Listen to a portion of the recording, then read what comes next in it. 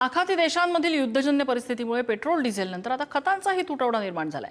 पेरणी अवघ्या 15 दिवसांवर आली असताना कृषी केंद्रांमध्ये युरिया आणि डीएपी खतांचा साठा संपल्यानं शेतकरी अडचणीत सापडलेत। युद्धामुळे कंपन्यांना कच्चा माल मिळणं कठीण झालं असून त्यातच सातबारा आणि फार्मर आयडी नोंदणी अनिवार्य केल्याने संकट अधिक वाढलंय। त्यामुळे सरकारने तात्काळ हस्तक्षेप करून खतांचा पुरवठा उपलब्ध करून देण्याची मागणी आता बळीराजाकडून केली जाते। सध्या जी युद्धजन्य परिस्थिती निर्माण झालेली आहे त्यामुळे भारतात खताचा मोठ्या प्रमाणात तुटवडा जाणवत आहे।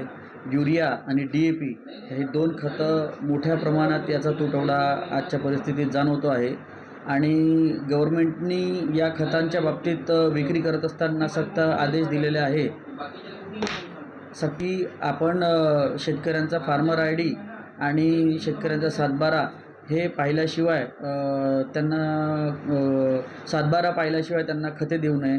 ज्यांच्याकडे जेवढी शेती आहे त्यांच्या शेतीला लागणारा जो खताचा साठा आहे तेवढाच त्या शेतकऱ्यांना देण्यात यावा अशी सक्त ताकीद गव्हर्नमेंटकडून देण्यात आलेली आहे। 10-15 दिवसांनी पेरणीची वेळ आली आहे आणि आम्हाला खताचा तुटवडा निर्माण होत आहे। दुकानदाराजवळ गेलं तर म्हणताय की गव्हर्नमेंटनं खताची हे गव्हर्नमेंटनं तिकडूनच आपल्याला कमी खत येत आहे, तर त्याच्यामुळं दुकानदार काही आम्हाला देत नाही आहे।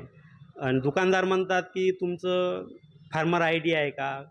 हर शेतकऱ्याला ते पॉसिबल नाही आहे ना फार्मर आय डी। आता काही शेतकऱ्याचं आय डीच नाही आहे, त्याच्यात आम्ही काय करायचं? गव्हर्नमेंट शेतकऱ्याच्या भरोशावर राजकारण करतात आणि इथं शेतकऱ्यालाच उपाशी ठेवायच्या मार्गावर सरकार लागलेली आहे। सध्या शेतकरी सध्या खूप अडचणीत आहे, आर्थिक अडचणीमध्ये आहे। त्याच्यामध्ये शेतकऱ्यांना रासायनिक खताचा तुटवडा जाणवत आहे। युद्धजन्य परिस्थिती जरी असेल तरी गव्हर्नमेंटनं शेतकऱ्यासाठी उपाययोजना करायला पाहिजे। खताचा पुरवठा मुबलक प्रमाणे देण्यात आला पाहिजे आणि शेतकऱ्याची आखाती देशाच्या युद्धाचं कारण समोर करून कृषी विक्रेत्याकडनं शेतकऱ्याची कोंडी होत आहे, त्याला लिंकिंगमध्ये हे खतं दिल्या जात आहे। आज शेतकरी आर्थिकदृष्ट्या उद्ध्वस्त झालेला आहे आणि अशा परिस्थितीत केंद्र शासनाने खताच्या किमती वाढवून शेतकऱ्यांच्या जखमेवर मीठ चोळण्याचं काम केलेलं आहे। प्रति बॅग 300 रुपयांनी वाढ झालेली आहे। पैसे देऊनही खत मिळत नाही अशी विदारक परिस्थिती शेतकऱ्यांची आहे।